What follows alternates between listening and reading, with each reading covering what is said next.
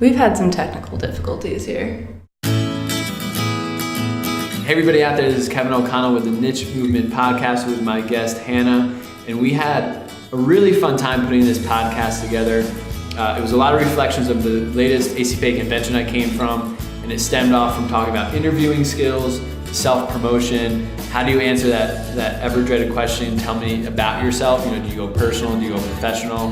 Hannah has a lot of great stories, so I really challenge you to listen to this, and I really think there's a lot of good gems in here, and really enjoy it. And the biggest question we have for you at the end that we'd love for you to comment or tweet is, what is the craziest interview question you have ever been asked, or maybe the craziest interview question you have asked somebody else? Enjoy this episode. Hey everybody out there, this is Kevin O'Connell with the Niche Movement Podcast. We're back for a very exciting episode. This is my co-host Hannah, and her and I spent all afternoon thinking of this, right? You think it's gonna be well produced, this one? It might be a little bit lower quality. We're missing our camera guy, Dan. Yes, so it's literally microphone without Dan's contraption to avoid my distractions and ring taps, and we have our laptop, one light, and one camera. So Dan, we miss you. Niche Movement community, tweet at Dan Bonner. We miss him. I think it's Daniel at Daniel Bonner. But we're gonna have him back next week, and we actually are in the midst of ramping up this podcast. As I said in the last few episodes, we have our first guest coming up soon. Yep. And really where we wanted to go with this one, and I'm gonna let Hannah introduce the title because it kind of came out of right field as we were jotting down notes and scripting this out on our Google Doc. But introduce the title and where you think this is gonna go, and then I'd like to kind of start as we talked about the story I wanna share. Alrighty, well, we like to call this episode Always On, Always Interviewing. And it's a balance of yourselves, your interview self and your real self. And that kind of sparked from our conversations earlier today. And then last week's episode, we talked about putting yourself out there and how everything can make itself into a job opportunity or an opportunity of sorts. So that's kind of where this came from. So we're going to be talking about putting yourself out there on a more day-to-day level and what that means. Yeah. So I think the way that phrase came about is, I think I'd like to spend a few minutes, and for those listening and for Hannah, and just indulge with me. But I learned a lot. I was away for 4 days in Montreal for the ACPA convention, which is the overarching student affairs organization that had like 3,200 professionals from higher education in Montreal for 4 days. I was up there helping out with a variety of things, which we don't need to get into here, but I had a chance to reconnect with a lot of colleagues of mine, a lot of friends, a lot of Twitter friends, which is just amazing, and people that I've never actually even met before, and now we've actually got a chance to shake hands. But one of the people that actually inspired this kind of topic, because Hannah was writing a lot of notes and we were really close to what our topic was going to be, but you had to kind of pull it out of me. Yeah, and it hit me that yesterday, the day before we started recording this, I was had my last lunch. I didn't think it was going to be any type of meeting. I did some work this summer at Virginia Tech with their Division of Student Affairs, and they have this publication called About Campus that's also related to ACPA. Mm-hmm. Long story short is their VP of Student Affairs was not at that training, but he wanted to still connect with me, and I wanted to connect with him because I've heard amazing things about how he's built his teams. Because everybody there, when I was there in July of 2015, they were on the same page, they were productive, they were really enthusiastic, and I think the most important thing of the work that we're doing with the niche movement is they were all engaged. And so I told Matt, who's one of their entry-level staff members there, he's a good friend, he's now a writer for the niche movement, contributing editor. Matt Ebert, so check out his first blog post, The Middle. That's our plug. Mm-hmm. But anyway, I was like, Matt, I need to meet your boss, Frank Shushak. And we had meeting after meeting after meeting, and finally it was like the last 2 hours I was there, and he's like, hey, Frank has an hour open, he'd love to do lunch with you. And immediately Frank just had the biggest smile on his face, and I'm the one who always wants to know about them and ask questions and figure out how he got in his career, because he's probably about 15, 20 years older than me. He's a VP of Student Affairs, pretty esteemed title. And immediately he was enthralled in the work I'm doing and had very high regards to say about what I did at Virginia Tech. But we went out to lunch, and I asked him, I was like, I've heard a lot about your leadership. And I'm like, what type of leadership is it? Is it relational leadership? Like, how do you build teams? And what he said, and what's kind of stemming off this podcast, is he said, he's like, I look at myself as a talent scout. And his one of his grad interns, Sarah, said, yeah, he always is looking at how he could utilize people. Not how he could use them, but how he potentially, maybe with a committee, a project, his staff, and I think he'd be like 3, 4, 5 years down the road, if their paths ever cross, like how he could see them impacting his, their work that they're doing. And I was very intrigued by that. And then he said something really interesting. He's like, I'm always interviewing. And to a lot of people, and to Matt and Sarah who were at the lunch table with us, they're like, yeah, like sometimes it's intimidating. Yeah, that's what I get from that. Always interviewing. Yeah, it right? Sounds like everything's, Yeah, especially if you know that or you don't know that, and if you met this guy, if you know it, it's probably like, especially intimidating. Yeah. But going back to what he said, he's a talent scout. Like, he's not there judging you. He's actually there finding out what your strengths are, and that really is where this podcast started to stem from.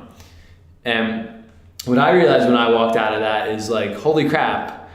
Now that I'm on my own and running my own business, I'm always interviewing from two sides. I'm always interviewing to find really great talent to help out, me out with projects similar to Frank's doing. But just because I don't have a job and I don't have interviews to go on every day, it could be meeting that lady that we met in Starbucks for 3 minutes, to meeting people like Frank, to potentially meeting a next client. You never know who you're talking to.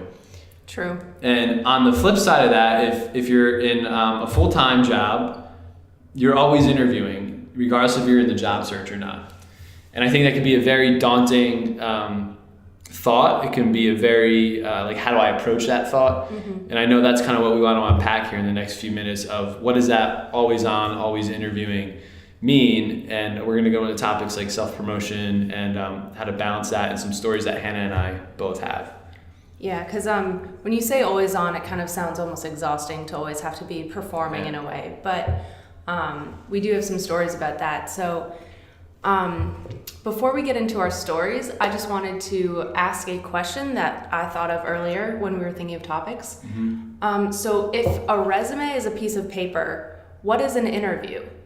And I think that's kind of our whole topic, is that an interview is anything. It can be a conversation in line at the supermarket. It could be a sit down, suit and tie, prepare for it type of interview, or it could just be, meeting someone in the halls at WeWork. So I thought that was kind of interesting.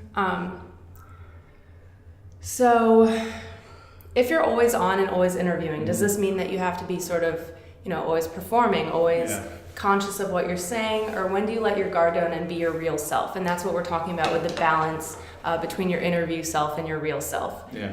Because you still want to be real when you're talking to people. You don't want to put on a show, because sometimes you can't always keep that up, and your cover is going to fall down at some point. So how do you balance promoting yourself and not putting on a show, not making it fake? Yeah. So I know for me, and I brought this up yesterday when I was meeting Frank, that it was actually tough to talk about myself and what I was doing. And I didn't finish my lunch because, and Matt and Sarah made a joke like, oh, he never lets anybody that he's intrigued about finish their lunch. And I must have talked for about 20, 30 minutes. And for me, and I mentioned this earlier, like I always like to be on that opposite side as well. I like to listen, I like to find out and engage and ask questions. And so it came natural because I think I felt invincible and felt that I was comfortable in what I was talking about. Mm-hmm. I was my real authentic self.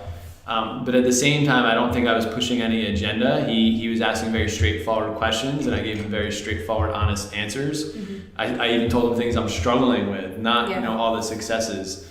And so I think one part is, and I never by any means ever went in and said, hey, I'd love to work with you or this or that. It was just, here's what I'm doing, here's what I've done, and here's where I'm struggling and where I'm looking to take this. Mm-hmm. And so I think I'm very introverted. I grew up shy, and I think as you get closer to finding your niche and your passion, the easier it is to start talking about the things you enjoy and the things you love. And when you are put on that spot where you have an opportunity to self-promote, that you talk about what you know and just really be yourself. That's a good point. Yeah. Just being yourself, but still, telling people what you want to tell them, what you want to share about yourself, something that you're passionate about, something that you care about. That's what you're able to talk about mostly. So I definitely agree with that. I know I'm kind of introverted, so that when people ask me, what do you like to do? The default is, photography, design, all that stuff. But I do like a whole range of things. It just kind of takes a little bit more pulling out of me to get that information. I also think trying to find ways to break the ice, or like almost break up the always on part. Yeah. Because to go back to this experience yesterday, this is just one of a few, and I think hopefully listeners out there might have their own experience. But we had about a 5-minute walk from the convention center over to lunch. And obviously right out of the gate, we want to like both find out about each other. We were talking shop, we were talking student affairs, what I was doing, etc. But I remember like when we got outside, his coworker Matt like made a joke, and we obviously stopped, and I waited to see who else was going to pick back up the conversation. We then got to the sandwich shop, and we were in Montreal, so everything was in French. And I tried to joke around like, oh, I had to Google the top 10 French phrases, and then he's like, oh yeah, I don't know French either. And we basically had this dialogue, which then in turn, I was like, oh, this is a great teaser for me because I'm going to France this summer. So like we slowly started to move out of the professional talk and tried to build a bit more personal context. That's always good. And so I think for me, that also put me at ease because I mentioned I don't like talking about myself. Exactly. And so I think if you can find a way to like crack that and not have to always be on for that 30 minutes or that whole day or 24/7. Yeah. Because it shows character. Agreed. It shows personality. And when you say like always on it feels like almost you have to have a script of sorts that you're reading from. Like I do this, I've worked here. Yeah. It's almost like reading your resume verbally. So a good icebreaker will definitely mix things up. And sometimes you want to catch someone off guard and get their real honest answers about things. Yeah. So, so I had a story about that. Is that kind of scripting that I was just mentioning? Yeah.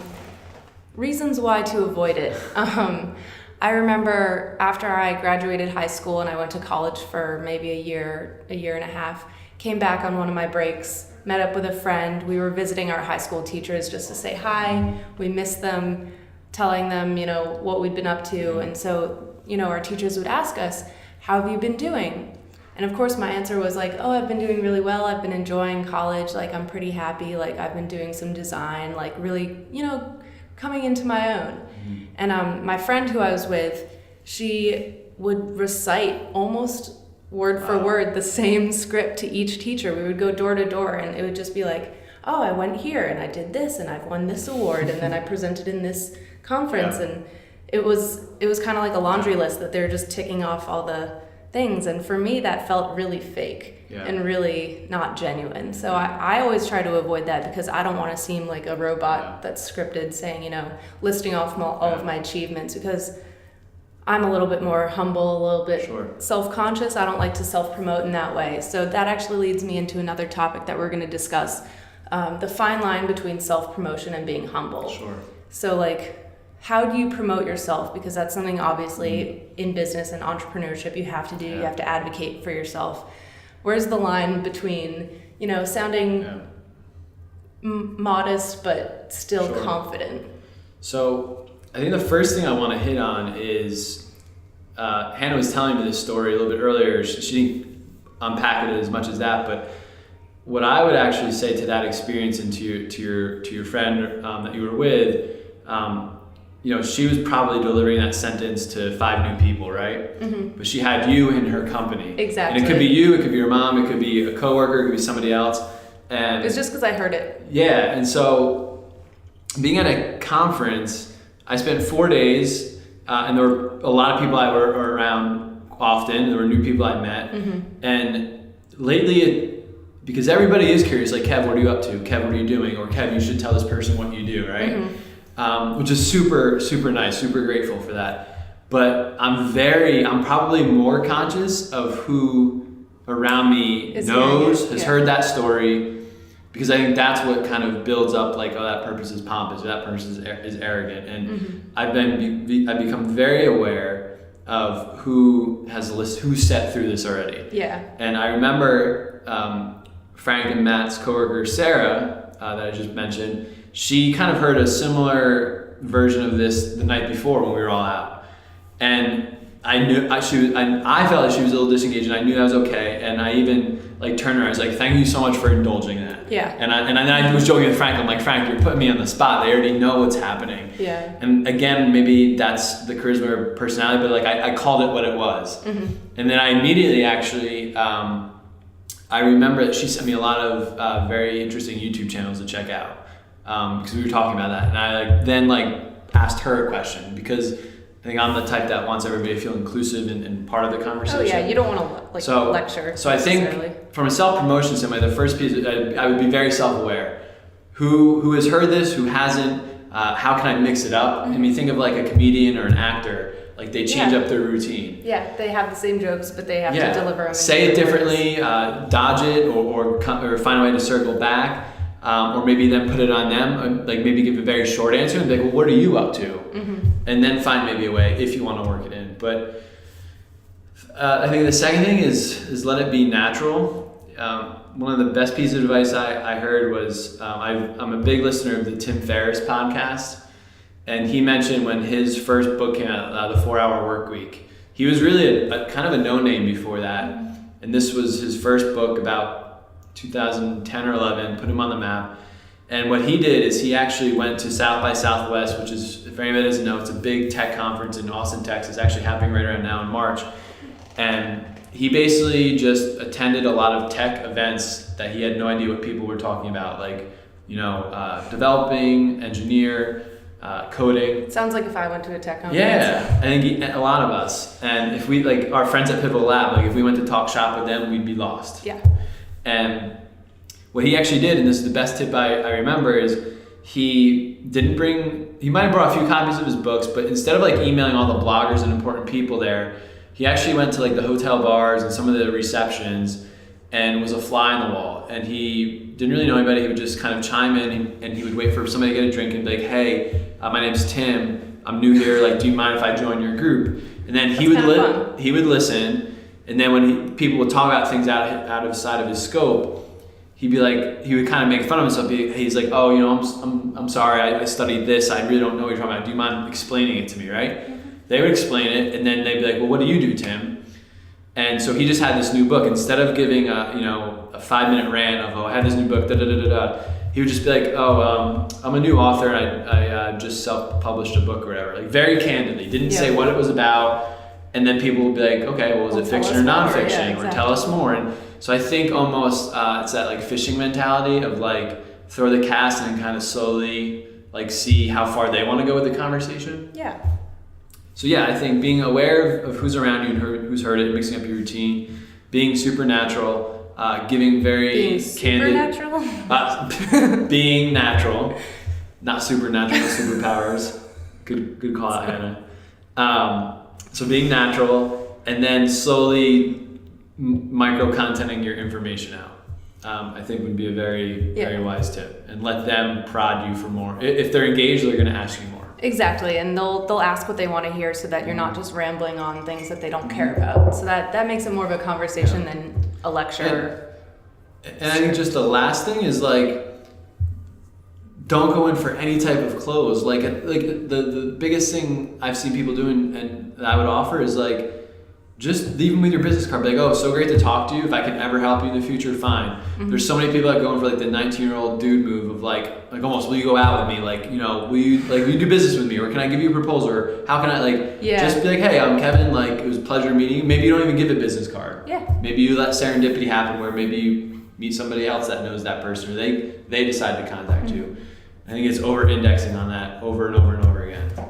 Yeah, so you want to keep it organic and keep it personal and not make it feel like not every encounter is a business opportunity. No. It's just a opportunity to interact with other people who may or may not like the same things and need your help on certain things. Yep. Which is kind of what we talked about in the last episode. So we were talking about ways to put yourself out there, and one of the ways was, go to an event. Mm-hmm. So going to an event it is a business opportunity in a sense, but it's also an opportunity to have fun, meet new people, and sometimes you meet someone who doesn't need your help, but they know someone who needs your help, or vice versa, they know someone who needs, your services. So, so every opportunity can be, but doesn't necessarily have to be, and that's why it should always be kind of natural and organic. And I think to make it even more realistic, like I know you use the word services, and I know that's kind of our scope, owning your own business, but it also, you could or could not be job searching, or you may not be job searching, but you never know who you may stumble upon to and who you're going to talk to, that they might want to contact you later down the road and there's an opportunity within their organization. Or maybe you are job searching. I think you just have to trust, the more you over-index and meet people, the better the chance that, if you meet 100 people, 5 or 10% will actually, you'll build a relationship with, and out of that, 4 or 5 people will connect you with who you need to talk to. Yeah. So I think so many people are like, oh, well, I went to a networking event, I talked to 3 people. No, like you gotta kind of keep doing that. Yeah, it's kind of a pattern that you have to maintain, to the point where, even if you're at the grocery store and you run into someone, you don't always have to, propose business or whatever, but you can have that in mind, that can be a connection in the future, down the road somewhere. So. Yeah. What else do we have in our notes? I know we had a Twitter question. I can look it up on my phone real quick, but I want to see what else we have in our notes that we can make sure we get across in this episode. Yes. Well, one thing that I didn't necessarily put in the notes, but I'm curious about, so an interview and a resume, those kind of usually go hand in hand. You come to an interview with a resume.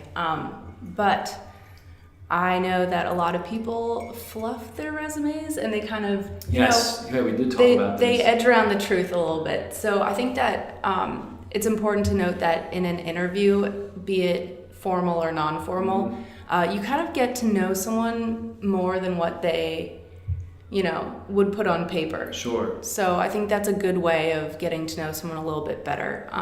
Have you had experience with people who, talk a lot of talk, and then when you get down to it, they're not all they claim to be? And so I think it's a very, Hannah and I were talking about this, and I'm so glad we didn't forget this part. Yeah, I didn't even put it in because I think it was you and your boyfriend were talking about this, right? Yeah. Because he's looking at resumes and, he's doing a lot of recruiting. It's something you do. So listen, I think there's times that you need to showcase who you are. I think, yes, over-embellishing happens on resumes, but I also believe resumes are a dying thing. But let's be honest, what you just said, like, have they performed the way they said they were going to perform? And I remember the story I just shared with you is when I took my first entry-level job out of Fairleigh Dickinson, I was like 23, 24 years old, and I had to hire 12 student workers. And so in essence, I was recruiting. And I've done that ever since. And now hiring like people like you and Dan and other interns we've had since this past summer of 2015. I really don't know what I'm going to get. And like to kind of full circle this back to Frank Sushak from Virginia Tech. He's a talent scout and likes to have people, help people find their strengths and perform to build a powerful team. What I have kind of seen is a best practice. And so maybe you're on the hiring side or you're going through an interview, and this might even be a good practice to do in an interview. I like to see I like to find out if they're ambitious, enthusiastic, and can do the work. And so how did you apply? How did you come across the job? We can even talk about how I've interviewed for people lately, but how did you come across the job? What was the process? This was my most recent interview experience, and it happened last year in December, 2015. So of course I did the online thing, sent my resume, filled out, I think you had a questionnaire that I filled out a little bit. A form. And was it different? Like it wasn't your typical stock questions, right? It wasn't, because for a lot of job interviews or applications, you kind of just send the resume, send a cover letter, and that's it. So I found it interesting that you had a questionnaire that allowed you to type answers. It wasn't, select out of this list what you're interested in. It was, you got to see my writing style a little bit. I got to tell you what I wanted. There's no character limit, so I could just tell you what I wanted. So that was a different application process. And then... Good. So I'm curious. Sorry, I'm sorry. I'm intrigued from your side, and I have a point to this. what your judgment was of us before you even like hit the send button, or before you even got called for an interview. Well, my first impression was that it was fun. It felt like, I just got to tell you a little bit about myself. Yeah. It wasn't intimidating. It was just, I felt like I could probably do no harm just telling you about myself. And it was a little bit different, right? And it was different, and it wasn't so, like, it felt like I was in a forum, a safe space kind of where I could say what I wanted to. Like, I remember I was answering one of the questions, and it was like, who would you bring with you, or who would you ask for help? Like on a desert island or something, right? Something like that. And I know my answer was my boyfriend, because he and I are extremely different. Yeah. So he kind of supplements my my like weaknesses in certain ways, and I think my strengths supplement his weaknesses. So I remember answering that and then thinking to myself, like, is that appropriate? Should I say that? Yeah. And then I just went ahead and hit send, because I was like, you know what, they're gonna take me for what I am, and that's my answer. That was the first thing that came to mind, and that's what I'm gonna do. Cool. So my point to this on the recruiting side and on the job search side, right, is especially if you look at startups or any company that is in some type of up and coming environment, the New York Cities, the San Franciscos, the Denver, Colorado, you should start, just like they're gonna judge you, you should start judging them from the minute you come across their resume. Yes. Or their job description. And I was very specific on what I'm doing now with the niche movement and how I hire interns and part-time staff, because I was very particular when I was working at Rutgers Recreation, even for our student marketing team, because guess what? If I didn't get a chance to even interview or meet you, or we did interview, we didn't offer it to you, you potentially could somewhere down the road become an advocate, or we could potentially work together down, like, it's marketing on the company's end, but on the person job searching, you should be judging them and be like, wow, that was a really cool process. Yeah. I could really see myself working there, or being like, ugh, this is a very stodgy, typical process. It's probably going to be a very typical interview process and company I work for. That actually reminds me of when I was applying to colleges, which now it feels like was ages ago. But there's always the Common App. So a lot of schools use that, and it's kind of just formulaic. Yeah. You put in your answers, you put in your essays, and then it's done.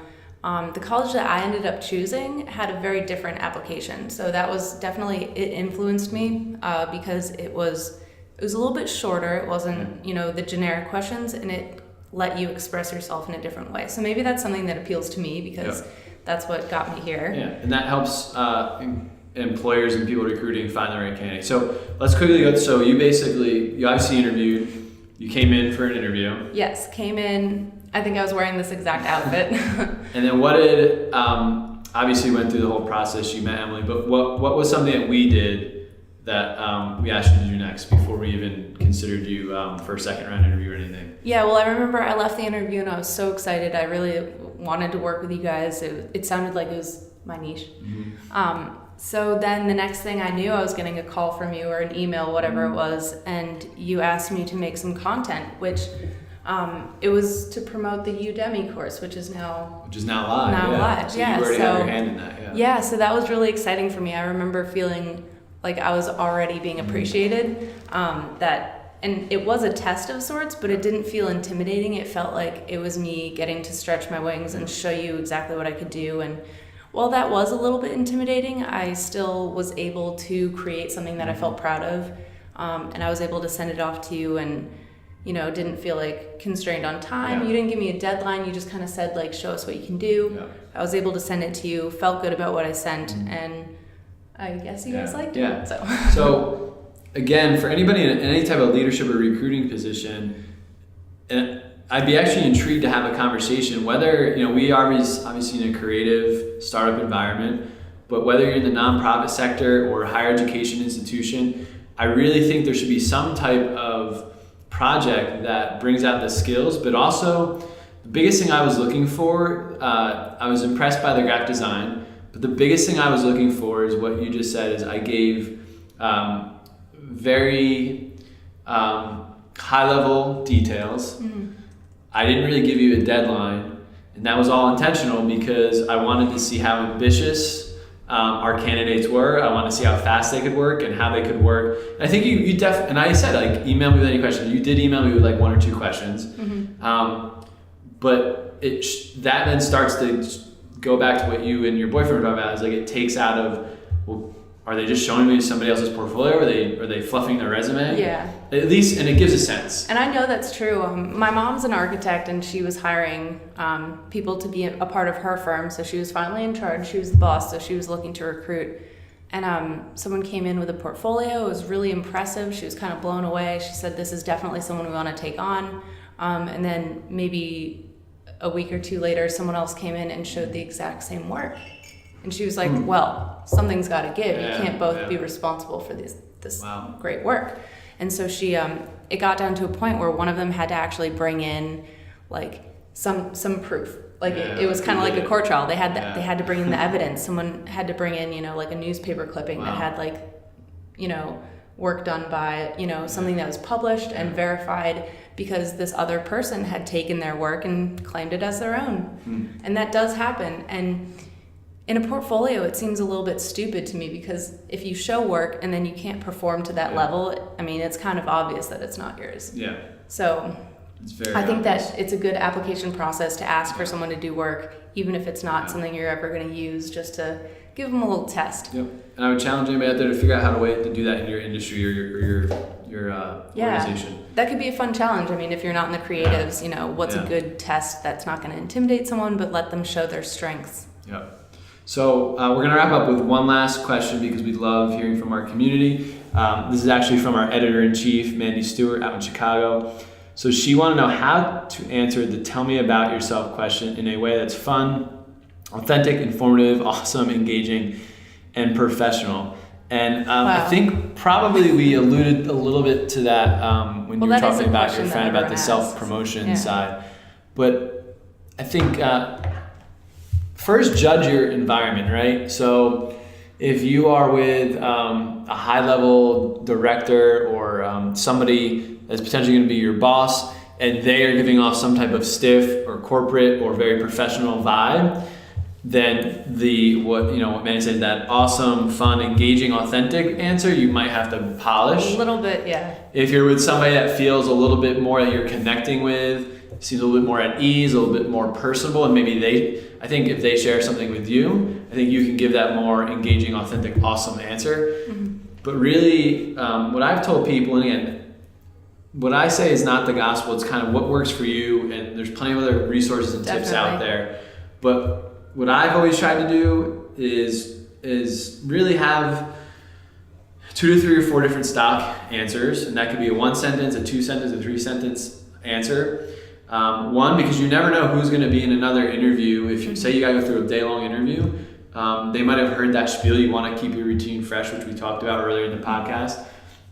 But have, that 10-second spot, the elevator pitch, the 1-minute answer. And then if they are intrigued or they want to find more about you, you got to have that 5-minute answer where you have maybe 4 or 5 bullet points of experience you had, and what does make you up? Are you a nonprofit leader, or are you a great grant proposal writer? Are you a creative director?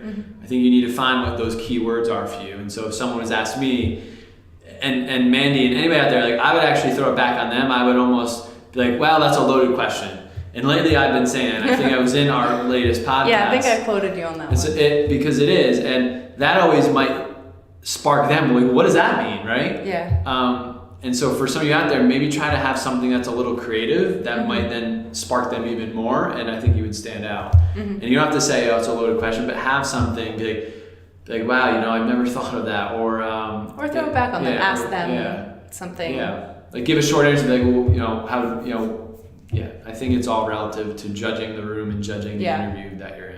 So that is a good point. Judging the room, you can't exactly deliver a speech on deaf ears. Yeah. So that's a great point. Yes. And I actually had one more question for you. It's kind of a fun question. This is just something like a. Do I know about this question? What if you don't? It's just for fun.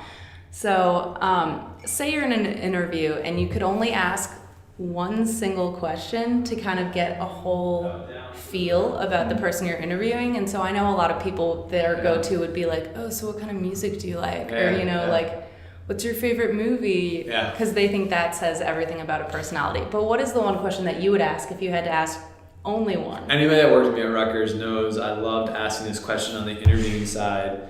But also I think you could ask this as the interviewee.